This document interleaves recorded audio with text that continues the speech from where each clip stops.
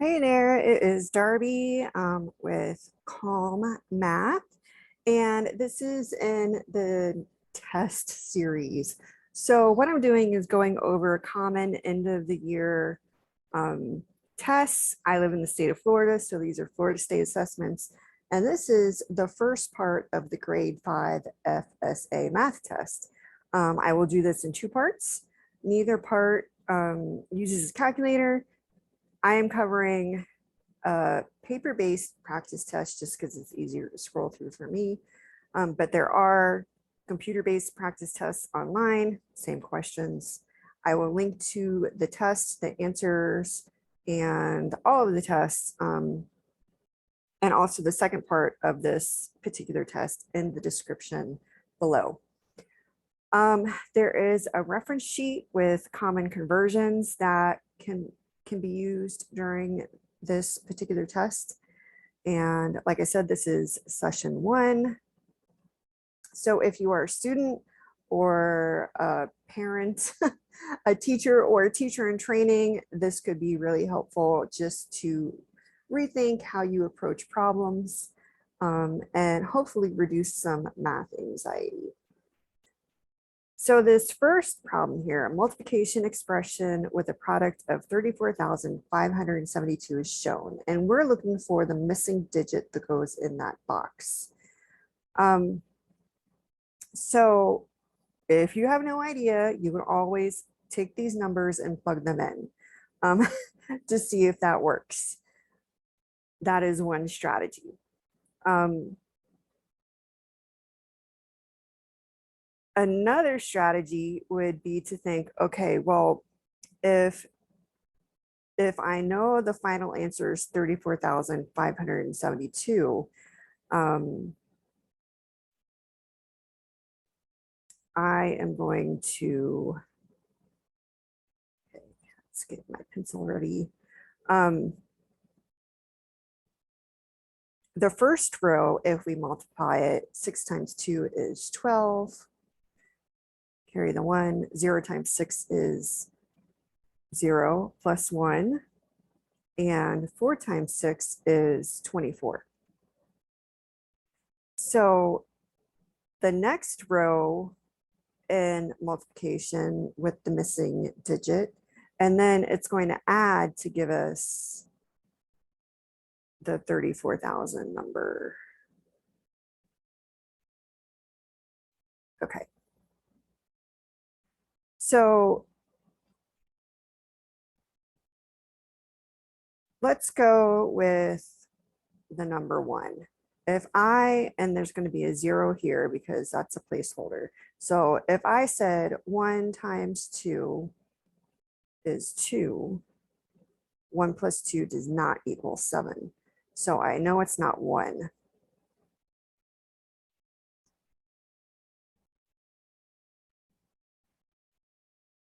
Let's try the number 7. Okay, so 0 for the placeholder. 7 times 2 is 14. 1 plus 4 does not equal 7. So it is not 7. Let's try 8. I think I erased too much. Hold on. So if I use 8, 8 times 2 is 16. Carry the 1. And 1 plus 6 does equal 7. 8 times 0, 0 plus 1. So 4 plus 1 is 5. And then 8 times 4 is 32. Had to think about that one. And 2 plus 2 is 4. So 8 would be the correct answer.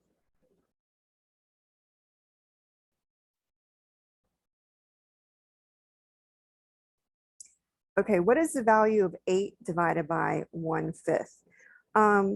A few different ways to approach this problem. You could think of it in terms of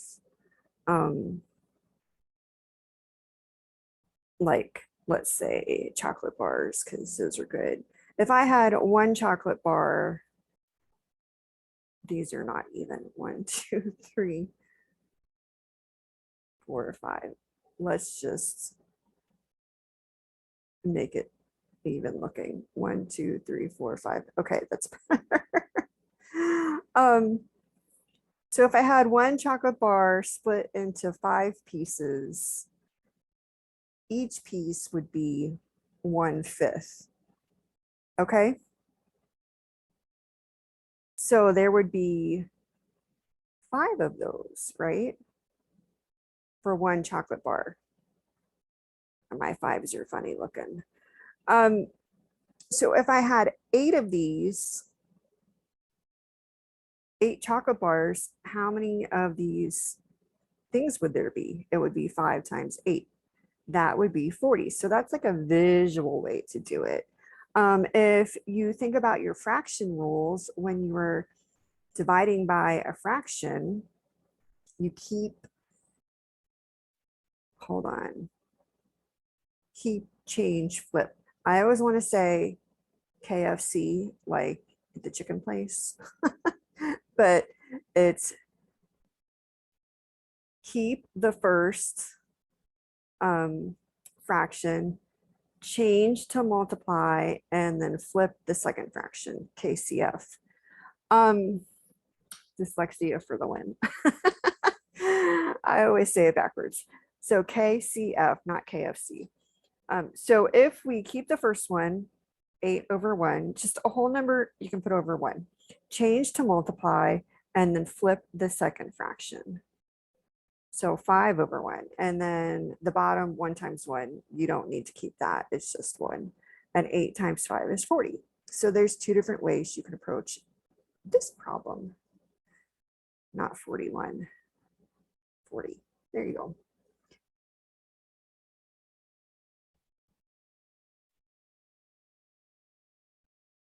Okay, Michael is measuring fabric for the costumes of a school play. He needs 47 feet of fabric. He has 12 1/3 yards of fabric.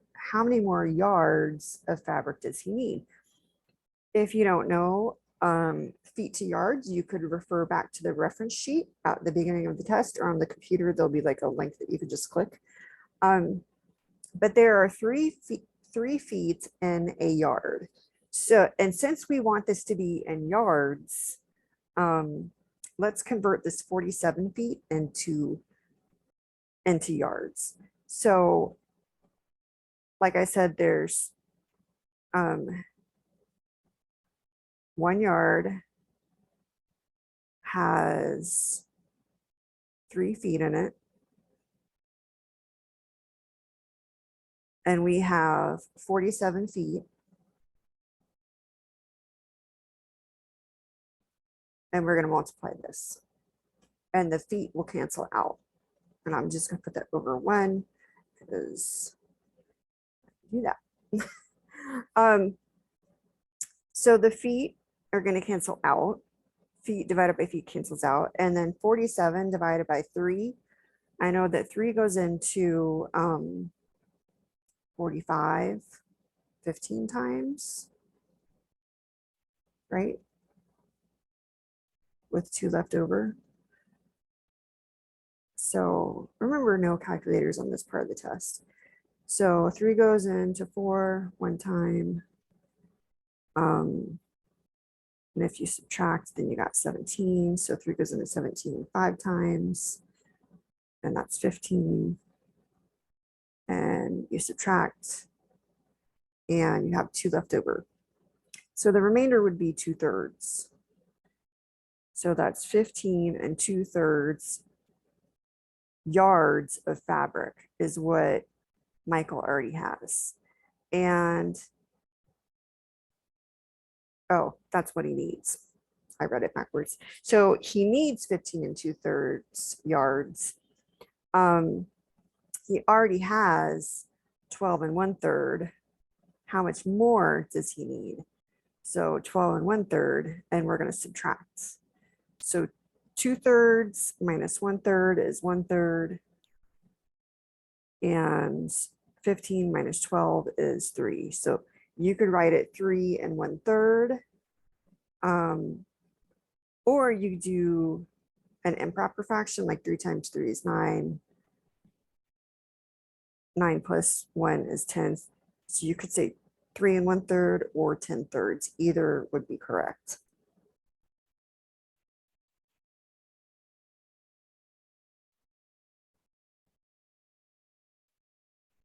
Which statements about the values of 0.034 and 3.40 are true? So if we are looking at this on like in terms of place value, 0.034, if we move the decimal over 2 spaces, we would have 3.4. So this is 2 spaces, which is 2 zeros. So that is 100 times smaller, or smaller, less than 100 times less. And if that's 100 times less, then this one is 100 times more.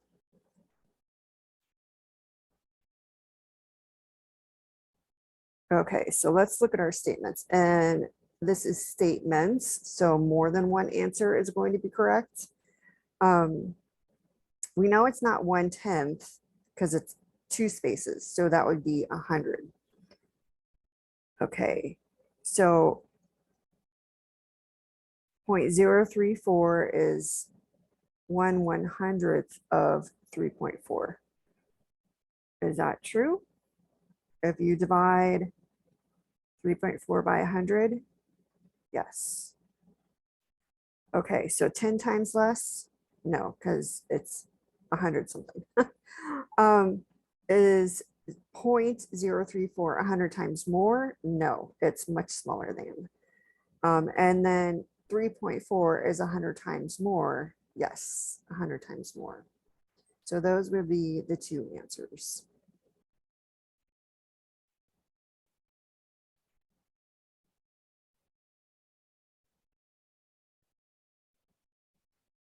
Kaya and D'Angelo create a number pattern. Kaya's pattern uses the rule add 2 and has a first term of 6. So I'm just going to make like a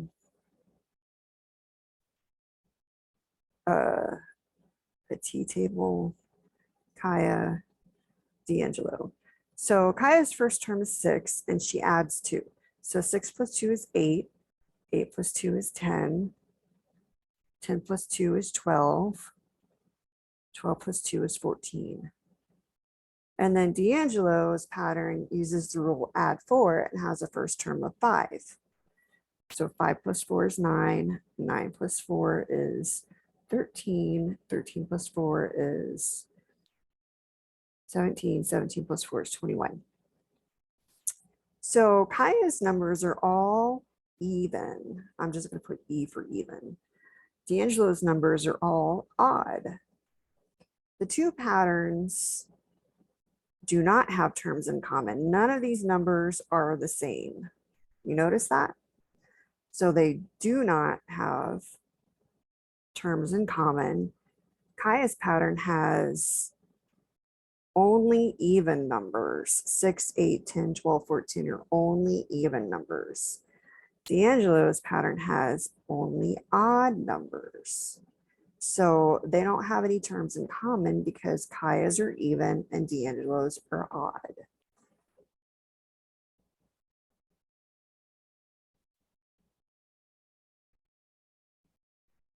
Okay, which solid object can the volume be found only by counting the number of cubes? A cube is a square on all 6 sides. And only one of these, think of like a Rubik's Cube, only one of these has actual cubes. The rest are uneven. So this one, we can tell all of the cubes in this figure are the same size. The other ones have like different sized rectangles and things. So there's no way to tell the area based on the number of cubes because they're different sizes.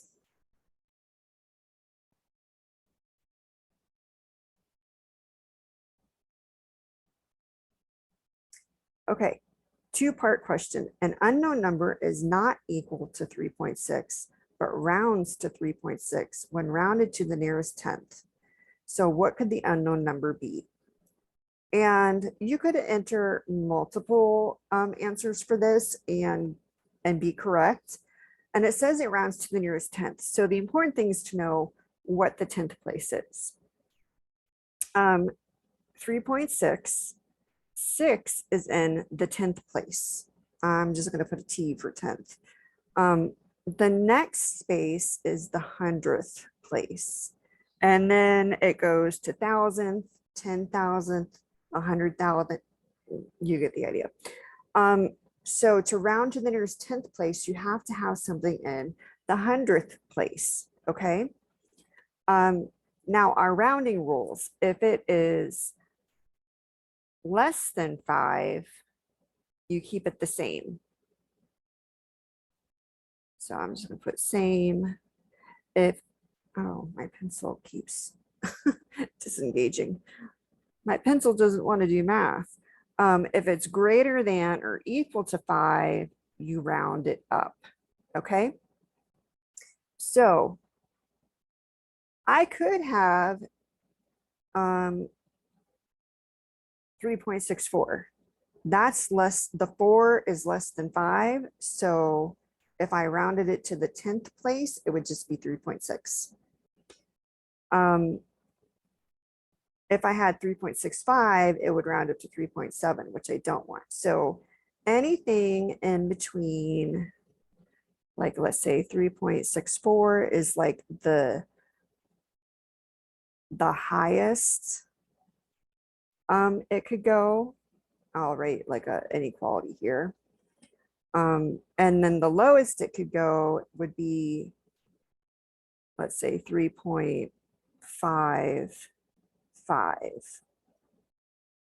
Because the 5 would round this up to a 6, 3.6. Okay, so anywhere from 3.55 to 3.64, any of the numbers in between there would work. And the next part is, what does the unknown number round to when rounded to the nearest whole number? So any of these, if they round to 3.6, 6 is greater than 5. So if we round it to the nearest whole number, it's going to round up to 4. Okay.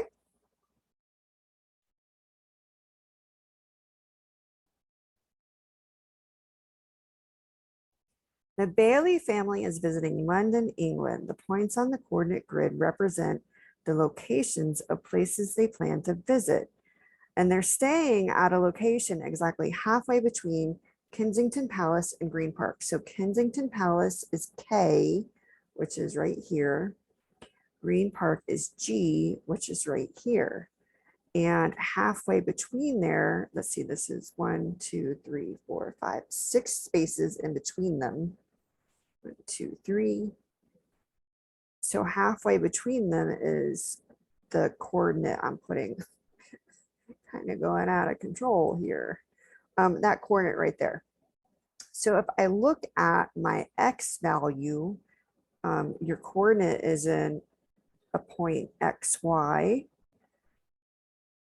Left and right first is your X value, up and down is your Y value. So the X is at 4 and the Y value is at 3. So the point is at 3, 4, I'm saying it backwards, 4, 3.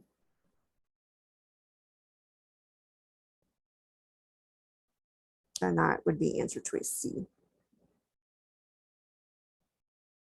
And if you say things backwards like I do, watch out, because they do have that as an answer. So double check your work. Okay, another 2-part question. Which statement correctly describes the product when multiplying a whole number by a fraction less than 1? So let's, I think maybe do some examples of these. If I had the number 4 and I multiplied it by 1/2, that's going to equal 2, which is less than 4.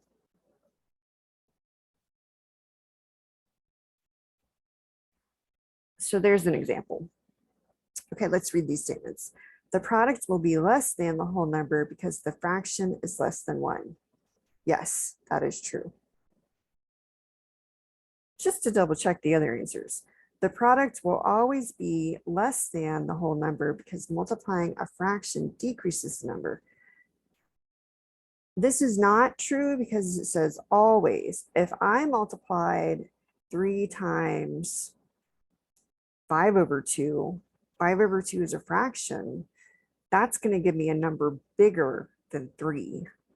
So that's not always true. Okay.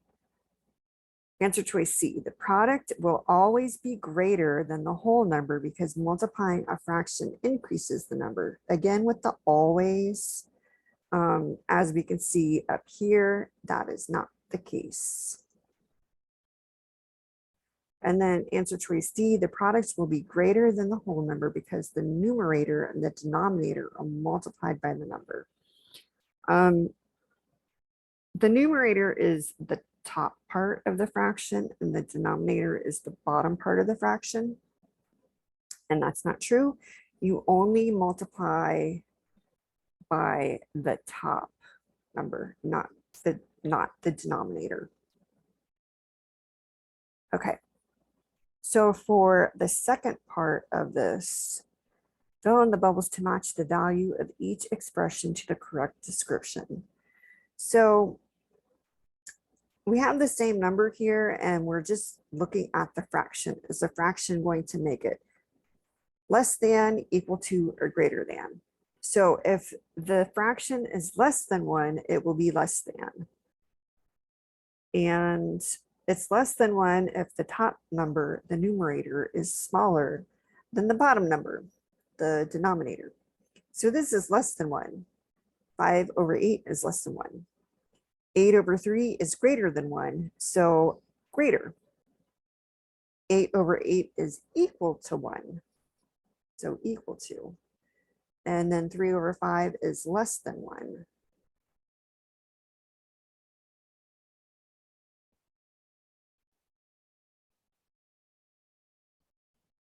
Okay.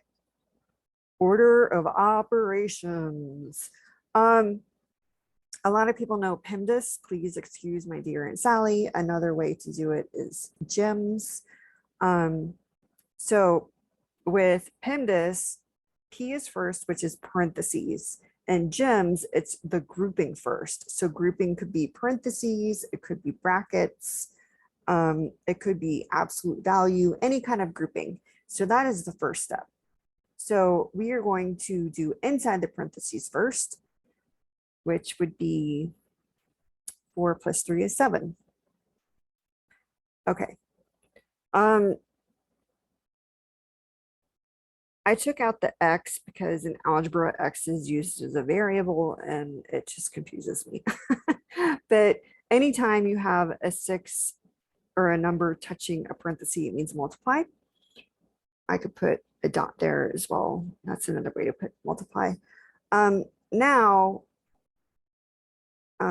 E is for exponent, MD is for multiply divide from left to right, or in GEMS, GEMS,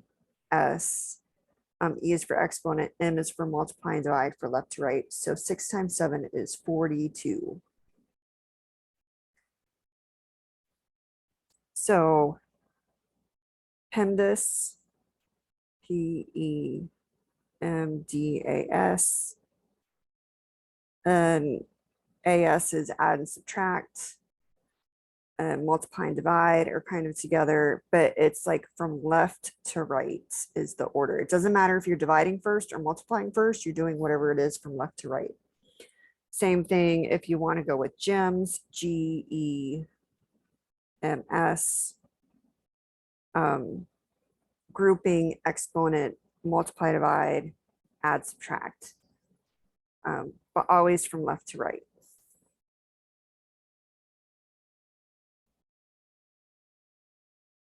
Jasmine has 3/4 cup of flour in a mixing bowl. After adding more flour, Jasmine says she now has 5/8 cups of flour. How is she incorrect? Well, let's look to see, compare these two fractions. She starts off with 3/4, and I'm going to make it into an equivalent fraction with a denominator of 8. So 4 times 2 is 8. So 3 times 2 is 6. So she started off with 6/8 cups of fractions, and she added flour and got 5/8 cups. That's not right. So 5/8 is less than 3/4.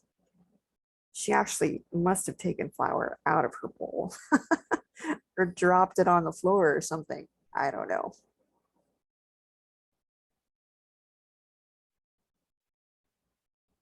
Okay, so that's the end of session 1. I hope you found this helpful. If you did, make sure to like, subscribe, and share. And the link to the second portion of this 5th grade practice FSA test will be in the description below. Take care.